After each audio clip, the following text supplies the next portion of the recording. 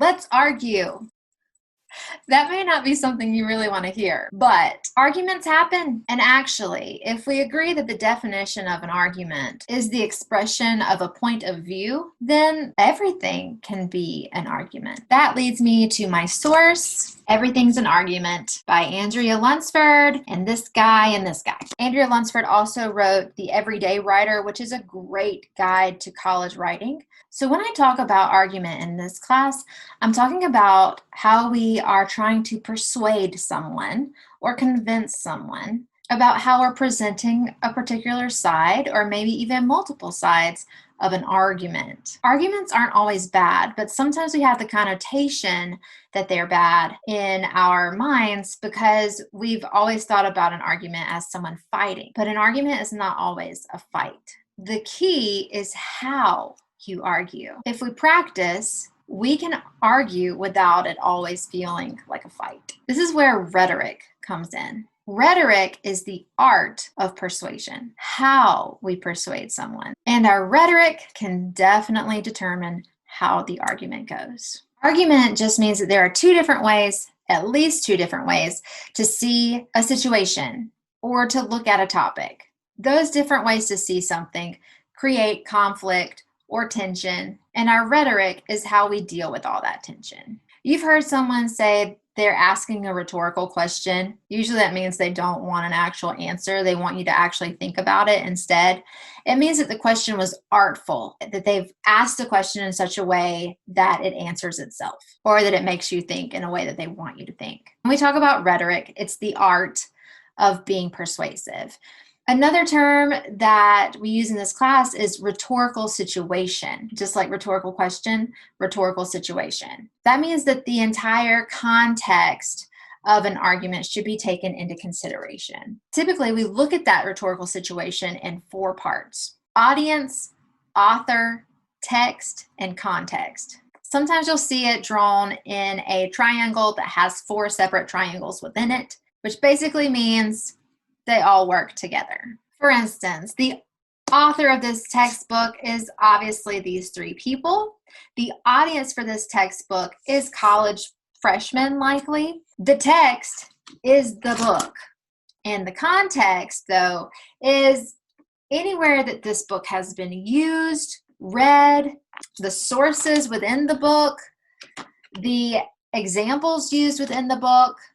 All of these things are part of the book's rhetorical situation. So we talked about what is an argument. Basically, that is very broad because it's just the way we see things. And then it's the whole situation around those things. Now, why do we argue? There are several reasons people argue. Obviously, you've seen them in your own family, with your own friend group. Usually these reasons fall into about four categories. Sometimes we argue just to figure things out, and I think that's a great place to be. We argue to understand and to explore. We may ask rhetorical questions. We may ask questions about the rhetorical situation in order just to find out, to explore, to kind of think out loud. Another reason we argue is in order to make decisions. We want someone to decide together that something is happening and they're all seeing it from different angles. Often you'll see people argue to inform others. This could be a news report, or even when you were in school, a book report. Kind of along the same lines as when we argue to convince someone to change their mind. But the most common reason for argument is to persuade. Instead of convincing someone, which is just changing their mind, we want them to then take action. So sometimes those go hand in hand, to change someone's mind in order to cause them to make action. So we convince and we persuade. Those things drive us to argue. That's why we do it. Once we get to that argument, there are 5 types of argument that we can decide to make. The first type of argument is fact. This is the foundation of any argument. The great thing about these types of argument is that they build on each other. You have to know the facts of any argument in order to argue it. The second type of argument is definition. It builds on facts, but it can also intertwine with facts as well. In order to move forward with most persuasive arguments, to get into deeper and deeper arguments, you must set some foundational definitions. The third type of argument is evaluation. It's just what it sounds like. You're evaluating a situation for whether it might be beneficial or good or helpful. The fourth type of argument is causation. That one starts getting really difficult to manage. When we've built from fact to definition to evaluation to causation, we have quite an argument on our hands. Our causation can start to get really wobbly if we haven't built on firm foundations of fact, definition, and evaluation. The fifth and final type of argument is proposal. This is when we start to say that someone should do something. We're proposing that something should happen, something should change. So when we're talking to our audience, we should remember that they're going to need the convincing of the first four types of argument before they get to the proposal. We have to earn the proposal. I like to explain it this way. If you look at mine and my husband's dating relationship as an argument, the facts of the matter were that we met on January 6th of 2007.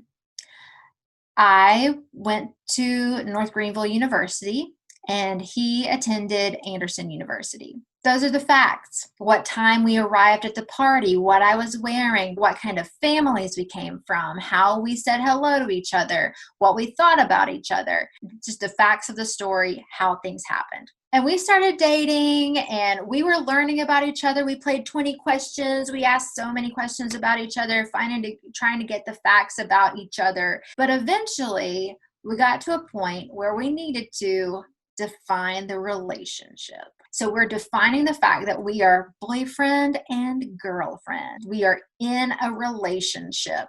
We're defining it as a romantic relationship. So as we've been in this relationship for a while, we've defined the relationship, and now we get to live in that definition for a bit and be excited that we're together. And then maybe we have conflict. We have disagreed on something that we didn't find out, or maybe he's shown up late for a date. We disagreed on something. And that conflict brought up the idea of, is this person a good person for me to be with? Is this a good relationship? Is he a good boyfriend? So that's when we get to evaluation. I'm going to evaluate, is this the kind of person that I want to continue to be in a relationship with? And we're going to ask good questions. And maybe I'm going to take out that list I made. Oh yes, I had a list of what I wanted in a future husband or whatever.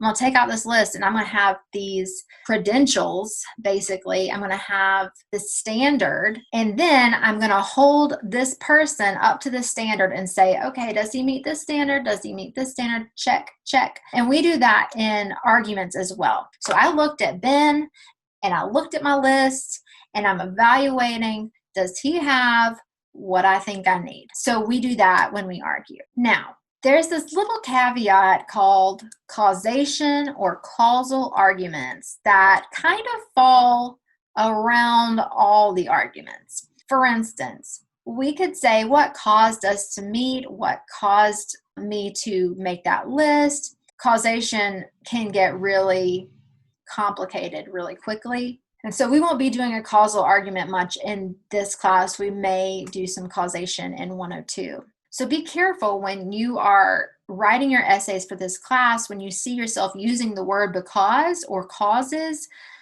you may be getting into a really deep argument, opening a can of worms that you may not be ready for. It's just kind of a flag to say, can I handle where this conversation is going? In a dating relationship, we've worked out the facts, we've defined the relationship, we've evaluated whether this is a good relationship or not, and if he isn't, then we've dumped him, and if he is, we've kept him around, and we said, okay, we're hanging on to this. So the next step is the argument of proposal. Eventually, our whole goal, not really your goal in life, but in a dating relationship, especially when you're setting out to say, I'm wanting to find a spouse.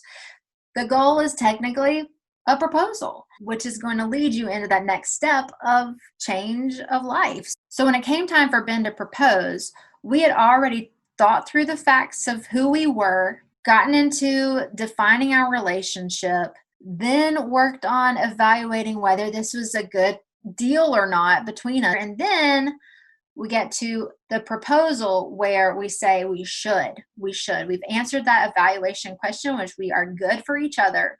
And now we should get married, or we should move forward with this relationship. But he has to ask me to do that, and he proposes. I've had proposals from random people out of the car windows that I didn't even know them. I have zero facts about them. I have no definition of who they are or who we are, our relationship. And I have very quickly evaluated this is not a great thing. No, I'm not going to say yes to their proposal. And no, I'm not persuaded to do the thing they think I should do. The difference is that Ben worked for it.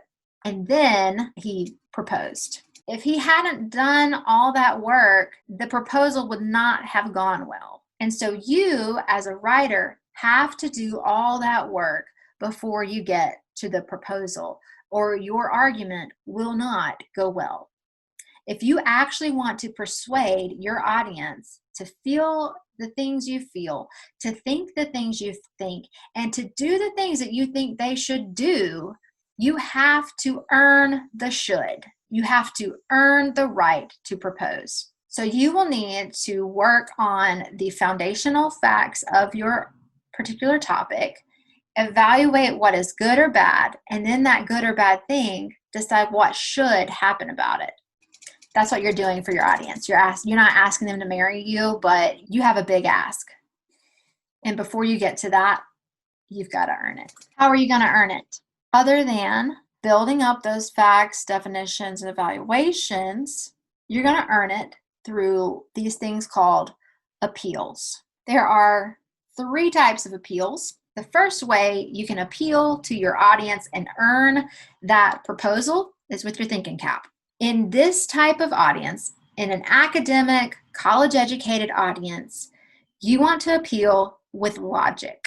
Show your audience that you can think and that you can reason. We do this by using our Pullman model and our outline. We have thought through our argument, and we've thought through the order of our argument. We have logically set up everything. The second way that you are going to appeal to the academic audience is with your credibility. It means using academic sources. It means using an academic format. It means using professional language and professional grammar. You're going to appeal to your audience's idea of credibility by being credible. The third appeal that helps you win over your audience in an argument is your heart, your feelings, your emotions, your humanity. You're appealing to the feeling and the heart and the humanity and the emotions of your audience. We have to acknowledge that we all have feelings. Simply be aware of its impact on ourselves and its impact on our brain. Our feelings can sometimes overtake our logic. And so we need to constantly be aware of the balance of these appeals in our essay. And if we have too much heart, too much feelings, then our audience may think that we didn't think through our argument. And if we have too much thought, our audience may think that we forgot that we're human and that we're expecting too much of them. All of these appeals need to be balanced. Yes, it's a challenge to balance all of these things, but that is how we win over our audience. That's how we get a yes on that proposal. Arguments are not always fights, but they're worth fighting for. This is why I love my class. We may use simple examples, and you can use the things that you learn about arguing about small things to be a better communicator about the bigger things. Eventually, good arguments are what change the world.